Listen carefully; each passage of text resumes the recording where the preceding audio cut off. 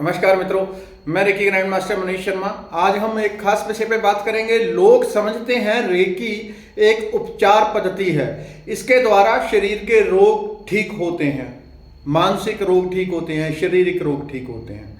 उनको इसके बारे में पूरी जानकारी नहीं है। तो रेकी के द्वारा क्या क्या चमत्कार होते हैं, किस प्रकार के बड़े से बड़े चमत्कार होते हैं, रेकी क्या है वो आज आपको बताता हूं।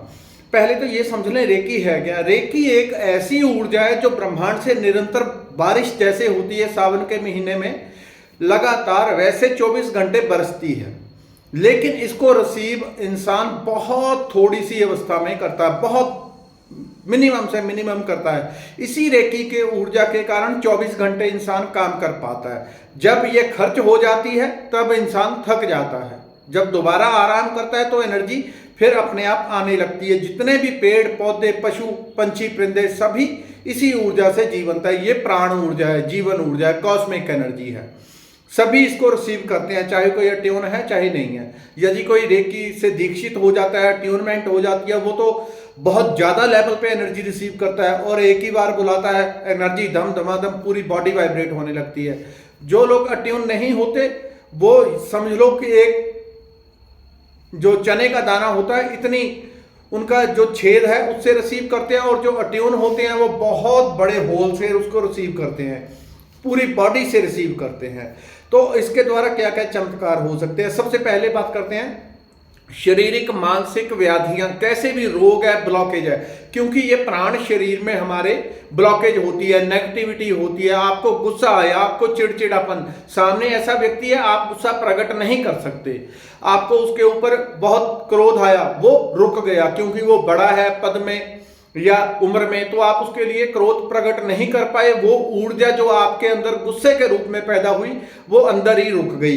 अब ये ऊर्जा कहां जाएगी, ये कहीं ना कहीं से निकलेगी, ये विकृत रूप से निकलेगी, इसको कहते हैं ब्लॉकेज आना। तो ये अंदर रुक गई और प्राण शरीर में ब्लॉकेज आ गई।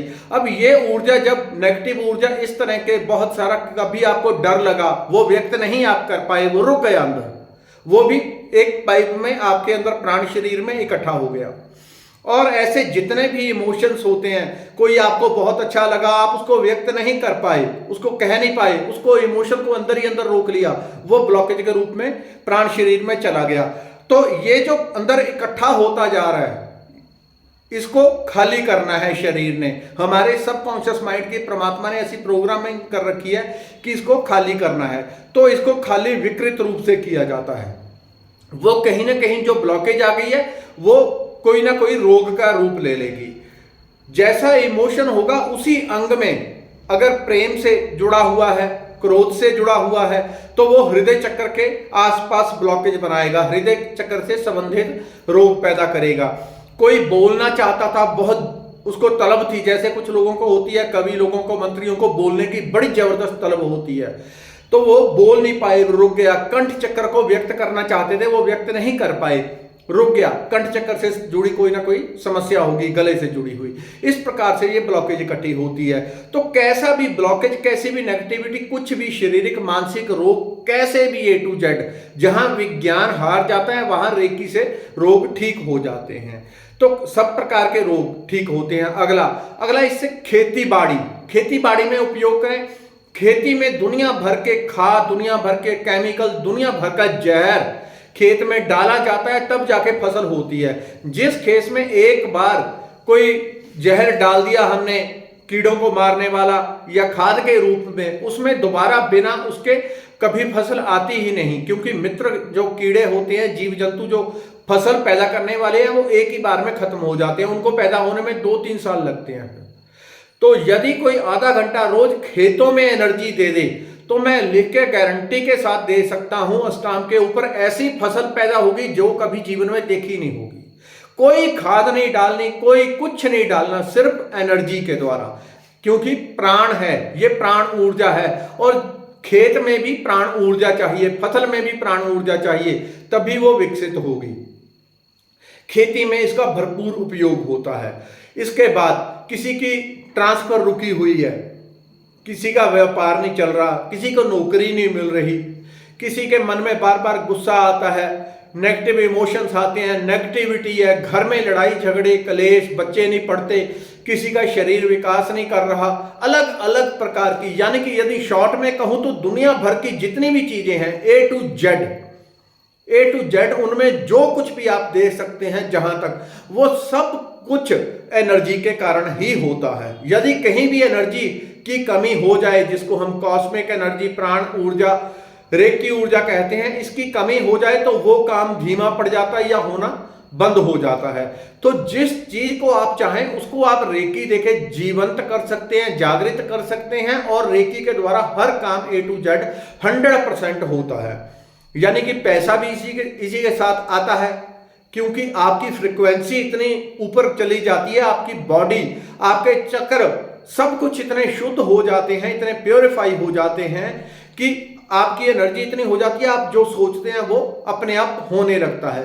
स्पिरिचुअली ग्रो करना, स्पिरिचुअली किसी को कुंडलिनी जगानी है, चक्र खोलने हैं और अध्यात्म में विकास करना है, रिद्धियां सिद्धियां शक्तियां विकसित करनी है, टेलीपैथी विकसित करनी है, टेलीकिनेसिस विकसित करनी है, कैसी भी माइंड पावर, सबकॉन्शियस माइंड की शक्तियों को जागृत करना है, रेकी के द्वारा वो होगा और रेकी के द्वारा 100% सेफ होगा।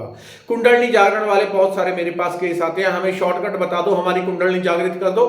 मैंने कहा मैं अगर कर भी देता हूं, पहले तो मैं ये करता नहीं, कोई ज्यादा ही पीछे पड़ जाए, बहुत ही अति हो जाए तब मैं कर देता हूं, लेकिन वो पहले समझ ले कि उसका हश्र बहुत बुरा होने वाला होता है। हमारे चक्र अभी खुले नहीं, तैयार नहीं हुए, सीधा कुंडलिनी जागरण, कुंडलिनी जागृत होगी, आपको इतनी समस्या आएगी, आप एक तरह से एक पागलपन की कगार तक भी पहुंच सकते हैं, क्योंकि अभी आप तैयार नहीं थे।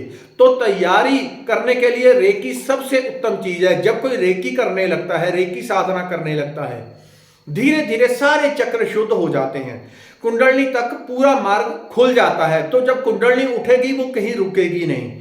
मैंने एक ऐसे साधक को देखा, वो अपने गुरुजी के पास बैठा बोल रहा था कि गुरुजी मैं बहुत सालों से मेरी बॉडी वाइब्रेट कर रही है, अभी इसको रोको, कुछ करो। उसकी बॉडी इतनी जोर जोर से कंपन कर रही थी, ऐसे वो कांपता कांपता बोल रहा था। कारण ये था कुंडलिनी उठ के मणिपुर चक्र में फंसी हुई थी और वहां से आगे ग्रो नहीं कर पा रही थी। हालांकि उसके गुरुजी ने भी उसका कर्म फल समझ के उसकी सहायता नहीं की, लेकिन कुंडलिनी हो या चक्रों का कोई और समस्या, रेकी के द्वारा हर तरह की समस्या मैंने सॉल्व करते हुए देखा है। मेरे पास पता नहीं कितने केस ऐसे आए जो कुंडलिनी के कारण मानसिक बीमारियों से ग्रसित हो गए थे, शारीरिक व्याधियों से ग्रसित हो गए थे, एकदम से कुंडलिनी जागरण हो गया। अभी तैयारी नहीं थी, कुंडलिनी जागृत हो गई, प्रॉब्लम में पड़ गए वो लोग। तो ऐसे में जब कोई रेकी करता है पहले, तो पूरा मार्ग कुंडली का खुल जाता है और कुंडलिनी अपने आप खुल के सहस्रार चक्र तक आ जाती है। आपकी साइकिक पावर अपने आप विकसित हो जाती है।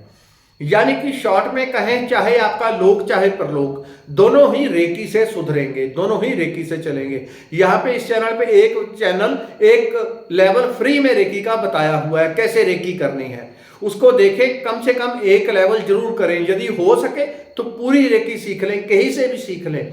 कोई अच्छा टीचर ईमानदारी से सिखाना वाला हो, कहीं भी सीख लें, ऑनलाइन किसी के पास जाके सीख लें। आप यदि अपने जीवन को अच्छा बनाना चाहते हैं, बेहतर लोक परलोक दोनों संवारने हैं, तो रेकी के द्वारा ही संभव है। रेकी हर चीज जीवन की संवार देती है।